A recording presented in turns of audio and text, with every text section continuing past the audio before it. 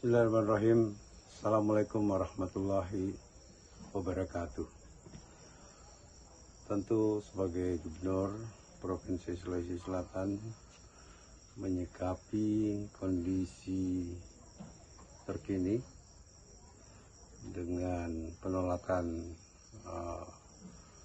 Undang-Undang Omnibus Law, kami sangat menghargai aksi unjuk rasa adik-adik mahasiswa dan para buruh yang secara murni memperjuangkan aspirasi rakyat berkaitan dengan Undang-Undang Cipta Kerja atau Omnibus Law yang kontroversial ini.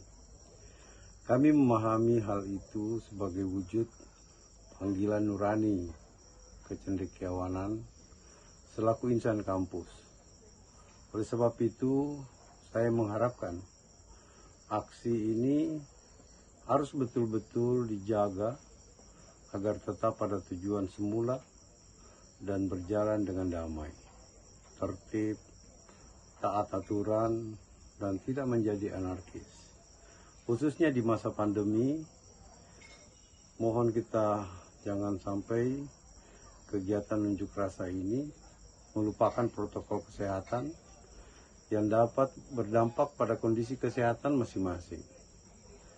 Juga kepada petugas kepolisian, dari lubuk hati yang paling dalam, saya sangat berharap bisa menjaga aksi unjuk rasa ini, dan saya meminta untuk tidak melakukan tindakan-tindakan represif atau kekerasan demi terciptanya suasana yang kondusif ini.